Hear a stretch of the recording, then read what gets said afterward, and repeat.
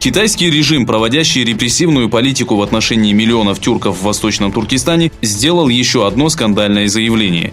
По сообщениям Bitter Winter, Пекин заявил, что содержащиеся в лагерях уйгуры находятся в подобных учреждениях добровольно. Более того, власти подчеркнули, что даже осужденные находятся в своих домах и что сотрудники госучреждений периодически приходят к ним с плановыми проверками.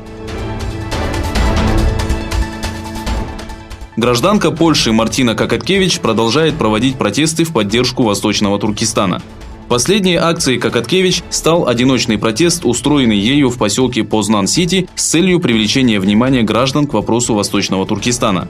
Во время акции на Мартине был голубой шарф, а в руках она держала плакаты с надписью «Спасти уйгуров и закрыть лагеря». Министр экономики Китая сообщил, что Пекин подал иск во Всемирную торговую организацию против США из-за повышения пошлин на китайские товары. В прошлое воскресенье власти США ввели 15% дополнительный налог на китайскую продукцию. В ответ Пекин ввел дополнительные пошлины на импортируемые из США нефтепродукты. После введенных изменений министр экономики Китая Джонг Шан заявил, что США нарушили соглашение, достигнутое в Осаке. Военно-морской флот США провел первые совместные учения с военными стран-участниц Азиатской национальной лиги. В учениях приняли участие 8 кораблей, 4 самолета и свыше 1000 военных. В свою очередь, китайские военные корабли продолжают патрулирование районов Южно-Китайского моря, на которые претендует Вьетнам.